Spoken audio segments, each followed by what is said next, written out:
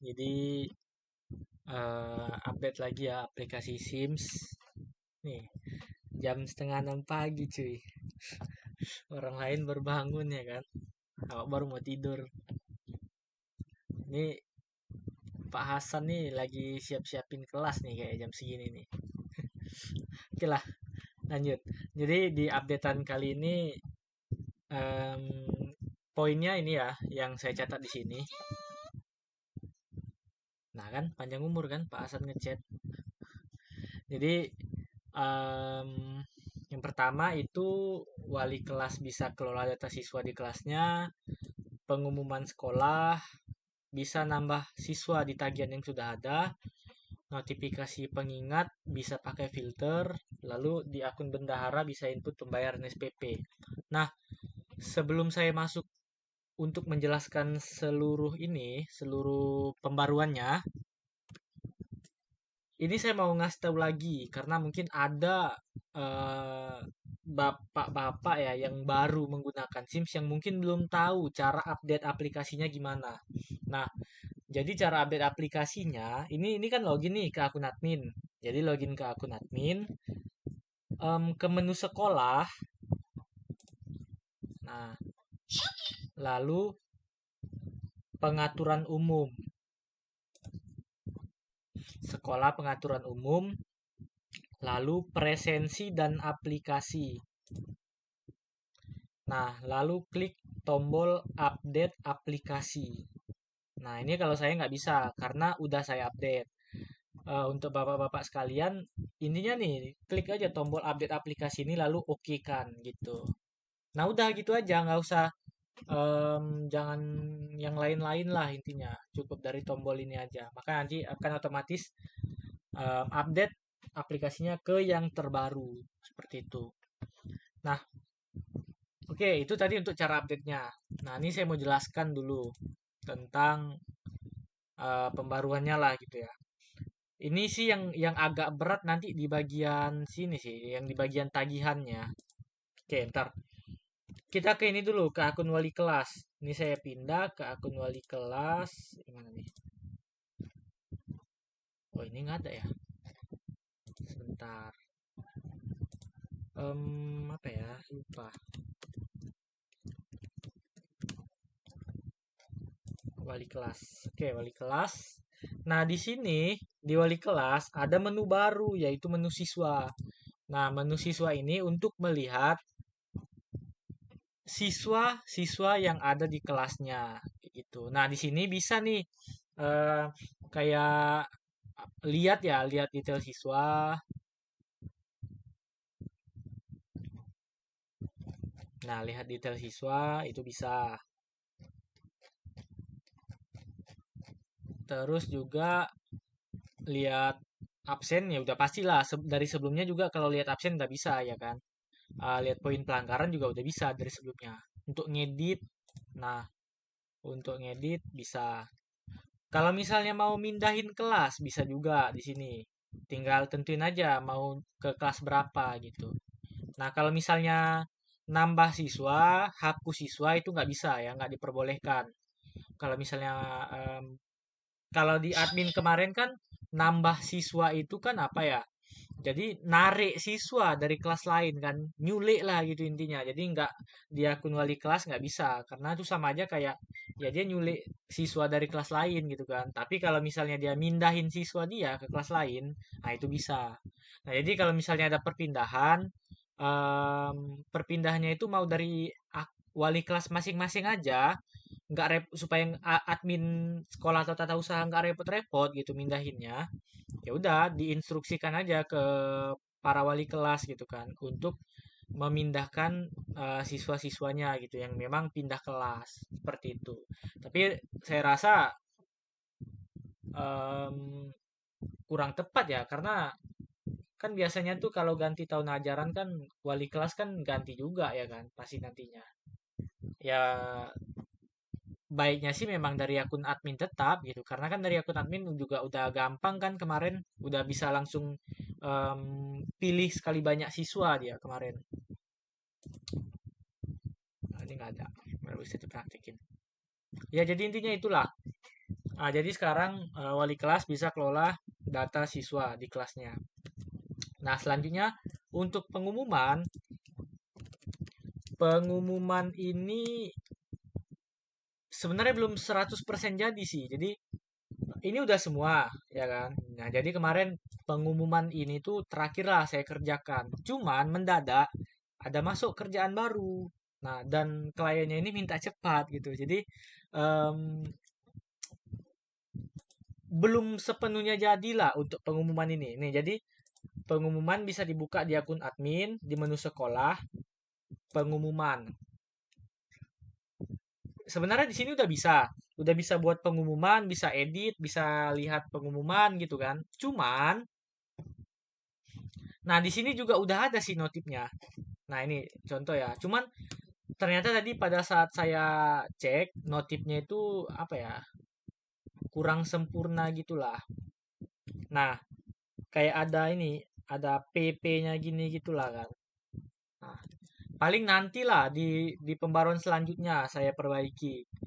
Terus juga di sini di tujuan itu siswa dan pegawai ini dia terkirim nih ke notif WA. Kalau siswa dia terkirimnya ke notif orang tua. Kalau pegawai dia terkirimnya ke WA dia sendiri gitu. Kalau siswa WA orang tua, pegawai WA dia sendiri. Nah, kalau publik kan kemarin harapan kita itu ditampilkan di halaman depan website kita kan. Cuman belum sempat saya ngerjainnya. Ya ini bisa sebenarnya ditambah bisa, cuman di halaman depannya belum ada muncul gitu. Nah, next lah, nyusul gitu. Nah, sama juga untuk bagian file. Ini bisa kalau kita tambah bisa nambah. Cuman di notifikasinya nanti kalau misalnya kita milih file terus tujuannya itu ke siswa atau pegawai.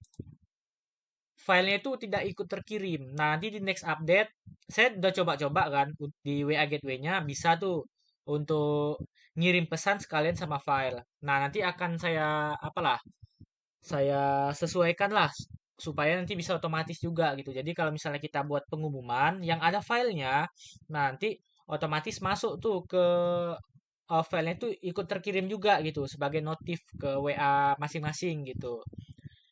Nah, itu untuk yang ini ya, antara siswa sama pegawai inilah, yang tiga ini. Kalau publik kan dia nggak terkirim notifikasi, dia nanti masuknya ke halaman website. Sama juga rencana sih, rencana saya di pengumuman ini untuk siswa dan pegawai ini, nanti ada juga di akunnya. Jadi kayak ada menu pengumuman lah gitu. Jadi nggak cuman dari notifikasi WA aja, tapi bisa dilihat dari aplikasinya juga seperti itu. Rencananya seperti itu. Ini udah bisa ditambah-tambah, udah bisa. Terkirim notif juga udah bisa, cuman belum sempurna lah gitu. Nantilah next akan disempurnakan lagi. Karena memang nih mendadak kan tiba-tiba ada masuk lah job baru gitu kan. Ya begitulah. Itu aja sih, yang lain udah aman sih. Nah, ini bisa nambah siswa di tagihan yang sudah ada. Em, ke SPP dulu lah, ini ke yang notifikasi pengingat SPP. Keuangan SPP. Nah, di sini sekarang notifikasi pengingatnya udah bisa pakai filter. Jadi contoh nih, ini kan Juli 2025. Ini kalau kita kirim notifikasi, maka akan mengirim yang belum bayar di bulan Juli 2025 ini. Tapi kalau misalnya kita filter, contoh kita mau ngirim notifikasi untuk yang bulan sebelumnya, Juni. Ini udah kita filter, kita kirim juga notifikasinya gitu. Maka ini nanti akan otomatis mengirim yang Juni 2025 seperti itu. Nah, kalau sebelumnya gimana rupanya? Kalau sebelumnya dia nggak ngikut filter. Jadi ya bulan ini misal bulan Juli 2025 ya udah tetap kalau kita klik kirim dia terkirimnya hanya untuk yang Juli 2025 nggak bisa meskipun di sini kita buat filter lah gitu datanya. Nah terus juga sekarang bisa bayar langsung dari sini dari halaman SPP. Sebelumnya kan kalau misalnya mau bayar SPP itu kan apa dari sini data siswa terus di detail siswa. Nah, lalu sini kan plus pembayaran bulan berapa gitu kan. Nah, sekarang udah bisa dari langsung dari SPP-nya itu. Nah, langsung dari sini belum bayar. Nah, ini bisa kayak gitu. Oke, ini untuk yang SPP. Lalu untuk yang tagihan, oh ini nggak ada ya. Juni. Oke. Nah, untuk tagihan ini nggak tercatat di sini sih sebenarnya. Cuman kemarin lah ada laporan bug dari Pak Hasan, terus juga rekomendasi lah atau request. Kok sini? Nah, jadi di sini nominal sebelumnya nominal itu hanya bisa diedit di hari yang sama. Contoh, ini nambahnya di hari di tanggal berapa? Misal anggaplah tanggal 6. Ya udah kalau udah tanggal 7 ini nggak bisa diedit lagi. Nah, tapi sekarang bisa gitu. Karena kata Pak Hasan terkadang ada yang dia dapat potongan di saat KBM sudah berjalan. Nah, gitulah intinya. Jadi minta dibuatkan supaya fungsi edit nominal tagihannya ini itu dia apa ya? Tetap bisa diedit lah meskipun nggak di hari yang sama gitu. Nah, terus juga sekarang di sini kalau misalnya kita udah bayar terus salah input, nah ini Pak Hasan juga nih tadi kejadian nih. Dia orang bayar 80 di inputnya 120 gitu kan. Baik kali dia. Nah, jadi ada fitur editnya juga. Jadi bisa diedit kalau salah input. Nah, ini contoh nih. Tagihannya kan 50.000. Dia bayar 50.000 kan lunas kan. Tapi kalau ini kita edit, kita buat jadi 40.000 misalnya. Nah, maka di sini statusnya otomatis berubah juga menjadi belum lunas. Dan kalau misal nominalnya yang kita rubah jadi 40.000, nah dia jadi lunas lagi gitu. Karena di sini pembayarannya 40.000. Jadi untuk yang di tagihan ini udah lebih dinamis lah. Kalau sebelumnya kan nggak bisa kan untuk ngedit-ngedit. Kalau udah dibayar dari input kan ini nggak bisa diedit. Nah sekarang bisa diedit, bisa dihapus juga, dan juga dia dinamis gitu. Jadi ngikut dia sesuai nominal. Jadi kalau misalnya ininya kita rubah, dia ngecek em, dengan yang udah dibayar gitu. Kalau misalnya kurang, dia otomatis jadi belum lunas. Kalau misalnya lebih, dia atau sama gitu, dia otomatis menjadi lunas. Seperti itu. Nah, jadi sekarang nih udah lebih dinamis lah untuk tagihan. Jadi bisa diganti-ganti lah, bisa diedit-edit gitu. Nah, sekarang juga di tagihan yang sudah ada bisa nambah siswa lagi gitu. Nah, sebelumnya kan nggak bisa ya. Sebelumnya kan ini siswa-siswa ini udah ditentukan saat kita nambah dari sini nih. Dari kita nentukan tujuannya tuh siapa gitu. Nah, dari saat kita nentukan tujuan. Nah, cuman ada kemungkinan lah kata Pak Hasan, misal ada siswa baru gitu yang baru masuk dan mau ditambah juga untuk tagihannya. Nah, jadi inilah opsinya. Jadi di detail tagihan siswa, tambah siswa gitu. Siapa yang mau ditambah? Nah, kita tambah. Kok nggak ada ya?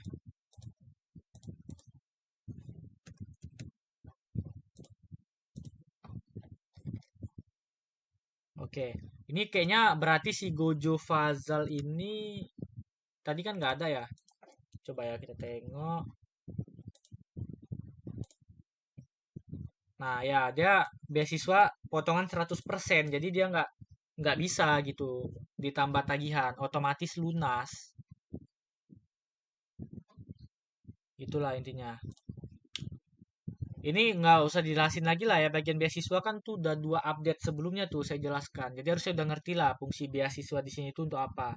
Ya fungsinya itu jadi saat ada tagihan dia otomatis dapat potongan. Tapi tergantung juga tagihan itu bisa kita tentukan itu jenis tagihan yang dapat potongan beasiswa atau tidak. Kalau misalnya tagihan ini yang meskipun dia dapat beasiswa tetap nggak dapat potongan, ya buat sini tidak gitu. Jadi Bukan berarti kalau misalnya dia dapat beasiswa, dapat potongan, semua tagihan otomatis terpotong. Nggak juga gitu. Tergantung, kita tentukan lah.